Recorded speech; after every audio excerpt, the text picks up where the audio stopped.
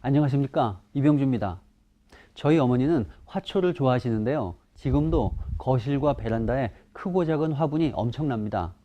어렸을 때도 어머니가 화초를 가꾸는데 정성을 다하셨던 모습이 생각납니다. 화분을 내놨다가 들여놨다가 또 거실에서도 햇볕을 받으라고 일일이 돌려놓곤 하셨습니다. 아마 이제는 저희 어머니 같은 수고를 덜 수 있을 것 같습니다. 미국의 만들기 커뮤니티인 시티즌 사이언티픽 워크숍이 식물을 가꾸는 로봇을 크라우드 펀딩했습니다. 식물을 싣고 다니면서 센서가 수집하는 토양의 상태, 온도, 습도, 조도 등의 정보를 기반으로 식물의 좋은 환경을 찾아다닌다고 합니다. 쉽게 말하면 스스로 움직이면서 식물을 돌보는 화분인 거죠. 사람에게 물을 주라고 일일이 알려주거나 식물에게 필요한 햇빛을 스스로 찾아다닙니다. 이처럼 사물이 스스로 움직이는 시대가 됐습니다. 스마트화를 한마디로 정의하면 사물이 지능을 갖게 되는 것인데요. 한 걸음 더 나아가 스스로 움직이면서 사람들이 필요로 하는 서비스를 제공하는 사물들이 나타나기 시작한 겁니다.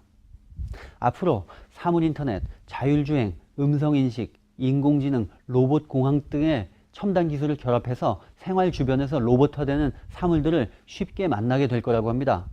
그러면 가까운 미래에는 사람과 감성적으로 교감하는 사물도 생겨날 겁니다.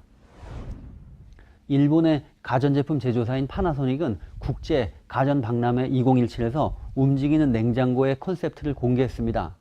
시원한 물 좀 줘 라고 말하면 사람의 음성을 인식해서 냉장고가 사용자의 위치를 파악하고 경로를 생성해서 장애물을 피해 자율적으로 찾아옵니다.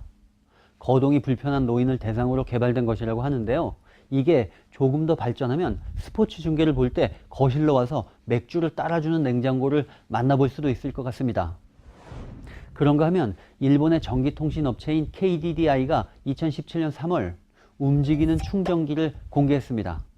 카메라와 영상 처리 엔진, 모터, 거리 센서를 탑재해서 책상 위에서 휴대전화를 발견하면 자동으로 도킹해서 충전한다고 합니다.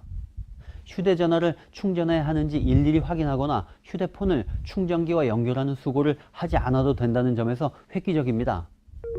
지정된 장소에 휴대전화를 놓아두기만 하면 충전기가 스스로 휴대전화에 다가가 충전하고 충전이 완료되면 또 스스로 충전 스테이션을 찾아간다고 하니 놀라울 따름입니다. 이젠 사물이 단순한 사물이 아니라 사람과 교감하는 시대가 됐습니다. 앞으로 사람과 친구가 되는 애완 사물이 나타날 날도 멀지 않은 것 같습니다. 감사합니다.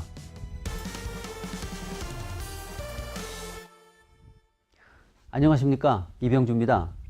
위성 중계로 축구를 볼 때 전파가 끊겨서 화면이 정지되거나 약간 지지직거리는 장면을 많이 경험하셨을 겁니다.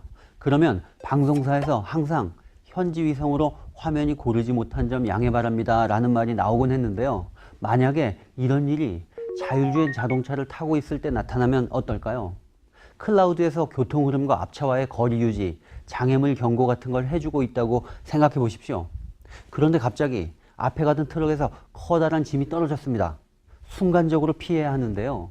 앞차에서 짐이 떨어지는 화면을 인식해서 클라우드로 정보를 보내고 클라우드에서 위험을 인지해서 안전한 경로로 피하도록 재빨리 대응해야 합니다. 통신이 아무리 빨라져도 눈 깜짝할 사이에 대응해야 하는데 쉽지 않을 겁니다. 자율주행차는 1초에 1GB가 넘는 데이터를 만들어낸다고 하는데요. 수백만 대의 자율주행차가 양산해내는 데이터를 처리하다 보면 통신이 끊겨서 지지직할 수도 있습니다. 생각만 해도 끔찍합니다. 바로 이런 문제 때문에 에지 컴퓨팅이 사물 인터넷의 혁신을 이끌 수 있는 유망 기술로 부상하고 있습니다. 클라우드 컴퓨팅으로는 해결하기 어려운 문제를 극복할 수 있다는 건데요. 에지 컴퓨팅이란 사물 인터넷을 이루고 있는 각종 단말기나 단말기와 연결된 마이크로 데이터 센터 혹은 각종 네트워크 장비에서 실시간으로 쏟아지는 데이터를 처리하는 기술입니다. 즉, 데이터를 중앙 집중식으로 처리하는 클라우드 컴퓨팅과 달리 데이터 수집, 분석, 처리 등 주요 기능을 여러 위치에서 분산적으로 수행하는 개념입니다. 에지 컴퓨팅이 등장하게 된 건 어찌 보면 당연합니다. 초기에는 스마트폰이나 웨어러블 기기처럼 친숙한 기기들이 사물 인터넷의 주요 단말로 연결되었는데요. 기술이 발전하면서 자동차, 드론, 스마트 팩토리 같은 새로운 기기들이 사물 인터넷에서 중요한 비중을 차지하게 됐습니다. 그만큼 실시간 데이터 처리를 하는 기기가 늘어난 겁니다. 자율주행차가 아니더라도 증강현실이나 가상현실 기기도 실시간 데이터 처리가 아주 중요합니다. VR 기기가 자연스럽게 콘텐츠를 재생하기 위해서는 서비스 응답 시간이 수 밀리세컨드 이내에 이루어져야 합니다. 클라우드 중앙 데이터 센터와 연결하고 송수신 처리하는 과정에서 약간이라도 지연이 생긴다면 위성 중계에서 화면이 끊기는 것과 같은 현상이 나타날 겁니다. 자연스레 소비자들이 느끼는 몰입감은 떨어질 수밖에 없습니다.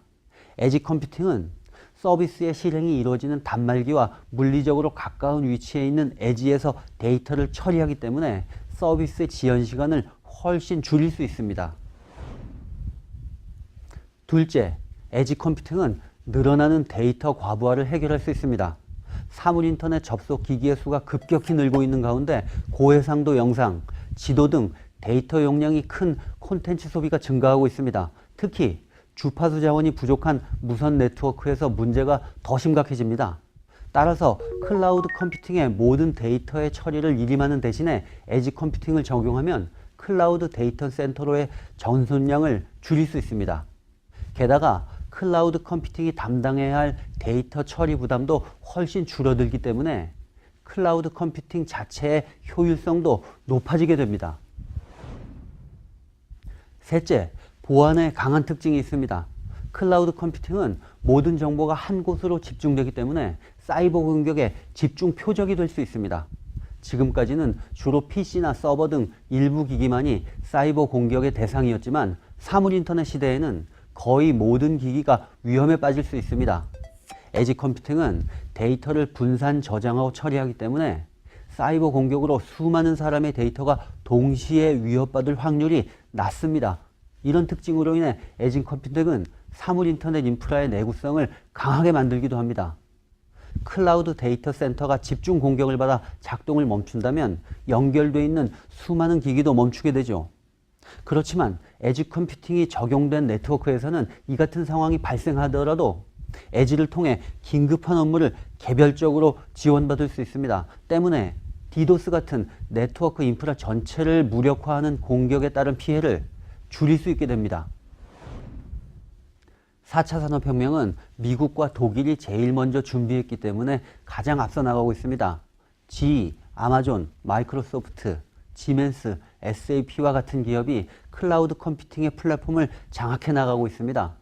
지금까지 우리는 이들을 힘겹게 따라가는 전략을 취했었는데요.